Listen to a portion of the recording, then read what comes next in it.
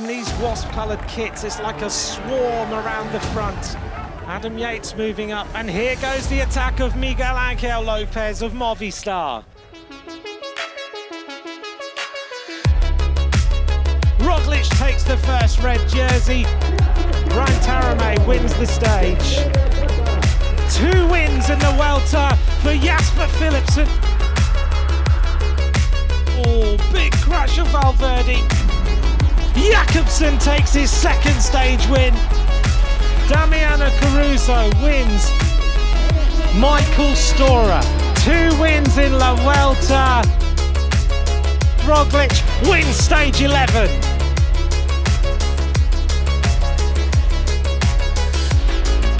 It's Magnus Cort wins another stage of La Vuelta.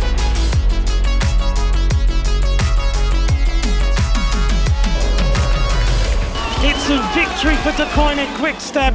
The win was Florian Sénéchal.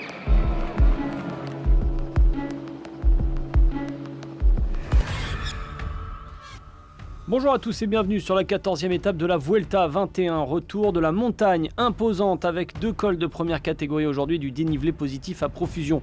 Une étape longue de 165 km au départ de Don Benito vers le Pico Vuellercas.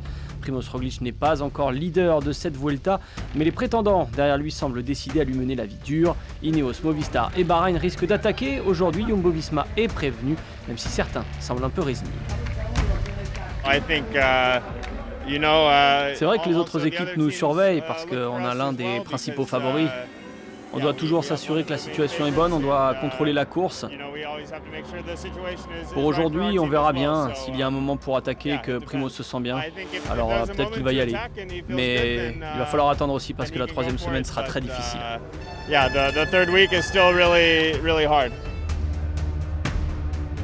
Es nuestro terreno que se puede hacer la carrera dura y que on revient sur notre terrain avec la montagne, on va essayer de durcir la course aujourd'hui. Chaque jour il y a des opportunités, il y en aura peut-être encore une aujourd'hui. Pico Vuellercas, c'est une montée inédite, je ne sais pas ce que ça peut donner, il y a un peu d'incertitude. Todo el mundo iremos ahí con un poco de incertidumbre, ¿no? Potentiellement c'est Primoz qui décide de la course. Il y a eu des courses intéressantes cette semaine avec de longues échappées. On verra si ça part dès le début de l'étape aujourd'hui ou s'il y aura une grosse bagarre. Ça va être un combat jusqu'à la première ascension. Et il va falloir être là parce que ça va être une journée difficile. Pour être honnête, moi je m'attends pas à grand chose. To be honest, I wouldn't expect too much.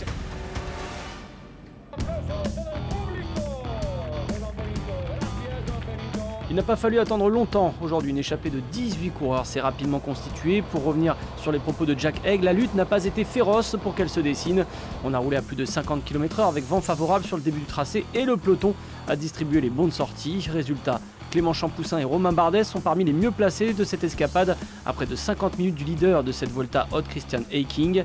On retrouve également des Espagnols expérimentés aux avant-postes, Jesus Serrada et Dani Navarro. Tom Pidcock a également pris les bonnes routes pour être présent dans l'échappée. On le retrouve une nouvelle fois, Jay Vine. Et plus surprenant dans une étape de montagne, Arnaud Démare a pris l'échappée. Le peloton laisse une marge de manœuvre au fuyard qui compte plus de 10 minutes d'avance en arrivant au pied de la première ascension de la journée classée 3e catégorie, le Puerto Berzocama. Le groupe de tête reste soudé dans ce premier col de la journée, pas question de mettre en péril un bel édifice. Dans le peloton, ce sont bien les coéquipiers d'Eiking, le maillot rouge qui mène le train, l'écart se stabilise aux alentours des 10 minutes et au sommet, la bagarre pour les points a lieu, enfin, surtout pour un homme. We're getting some moves going on now. This is heading towards the top of the climb. Roman Bardet looking for the points. Bardet over the top of the climb, the Puerto Berzocama, and Bardet takes the first set of points in the King of the Mountains. Romain Bardet a pris 3 points au sommet et revient donc à 1 point de Caruso, plutôt déterminé à rester près de son leader Jack Haig et surtout de rester avec les favoris pour avoir une chance également dans le final.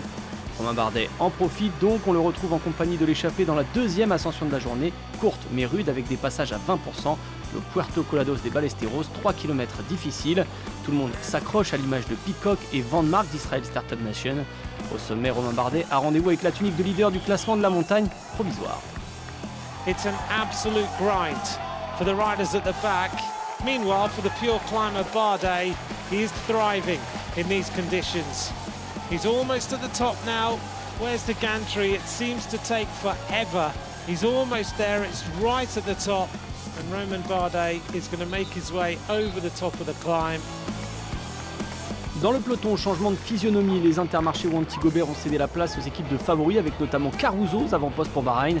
Movistar, Ineos et Jumbo se rapprochent également. Caruso imprime d'ailleurs un gros rythme, Jack Haig a quelque peu bluffé ce matin avant le départ en interview. Devant, 3 hommes décident dans la plaine qu'il faut relancer l'allure, en tout cas ne pas rester à 18. Nicolas Prodhomme pour AG2R Citroën, Matthew Holmes pour la Lotto Soudal et Dani Navarro accélère. Une échappée bien partie pour aller au bout car l'écart est repassé au-dessus des 10 minutes dans la plaine avant l'ascension finale alors qu'il reste environ 40 km. Il y aura donc 2 courses en une aujourd'hui, la première pour la victoire d'étape et la seconde entre leaders pour la quête du maillot rouge. Dans la plaine, Nicolas Prodhomme parvient à faire un écart, il arrive seul au pied de la dernière ascension avec une petite minute d'avance. Beaucoup d'efforts fournis par le coureur d'AG2R Citroën, il va falloir résister à présent. Derrière lui, on retrouve 3 hommes en contre, Zeitz, Gibbons et Navarro. Et puis un peu plus loin, les rescapés du jour. Alors qu'il reste environ 6 km à l'homme de tête, son avance fond comme neige au soleil. Zeitz est sur le point de faire la jonction et Bardet attaque de son côté. D'ailleurs, le coureur de la DSM va rapidement revenir sur le duo avant de les déposer. Tandis que Romain Bardet file vers la victoire d'étape, c'est l'équipe Cofidis qui veut le maillot rouge, qui tente de passer à l'offensive pour Guillaume Martin. At the top of Pico Vallecas, the race winner is Romain Bardet, his first stage win in La Vuelta, and so well deserved. He played it perfectly. À 3 km du sommet pour le groupe des favoris, c'est Miguel Ángel López qui passe à l'attaque de l'équipe Movistar. Haig dans ce groupe parvient à suivre le rythme soutenu tout comme Guillaume Martin. Les 2 hommes finiront par craquer dans le final alors que López va terminer avec quelques secondes d'avance sur le reste des favoris.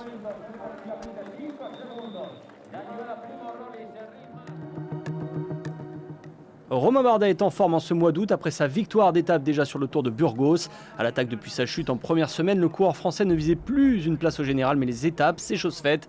Il prend également le maillot de meilleur grimpeur, on devrait le revoir d'ici dimanche prochain. Pourquoi pas une nouvelle fois en vainqueur d'étape, lui qui n'avait plus gagné sur un grand tour depuis 4 ans. Oui, l'attente a été longue, c'est vrai. Depuis, je suis passé plusieurs fois par les 2e places. Aujourd'hui, j'ai pas trop pensé, j'ai juste pensé à faire la course à fond. Ça s'est bien emmanché dès le départ où j'ai pu prendre la bonne échappée. Donc après, je savais qu'au pire, si je gagnais pas, j'avais le maillot à poids. Donc je me suis pas focalisé sur la victoire d'étape et ça a bien marché. Romain Bardet courait après un succès depuis près de 3 ans, voilà la machine relancée. Errada et Vine qui a chuté dans cette étape sont les battus du jour à 44 secondes de Bardet. Le groupe des favoris est passé 10 minutes plus tard et Haig et Martin n'ont pas perdu beaucoup de temps. Résultat, le classement général ne bouge pas. Haig va tenter demain de passer la 2e journée de repos avec le maillot rouge de leader sur les épaules. Pas de mouvement sur le classement maillot vert, Roglic n'a pas pris de points aujourd'hui. Jakobsen est toujours solidement accroché à sa tunique de meilleur sprinter. Du changement, il y en a sur le classement de la montagne. Caruso est resté avec son leader aujourd'hui. Bardet, lui, a pris la tangente et 23 points au total. Il devance l'Italien désormais de 19 points. Egan Bernal a repris du temps à Vlasov sur cette étape et assure son maillot de meilleur jeune. Demain, nouvelle explication en altitude, même si le final se jouera en descente. 4 belles ascensions sur les 197 km du parcours. Encore une étape pour les échappés, tandis que les favoris, à la veille de la 2e journée de repos, devraient s'expliquer dans le Puerto San Juan de Navas. Après ça, ils auront bien mérité leur journée de repos.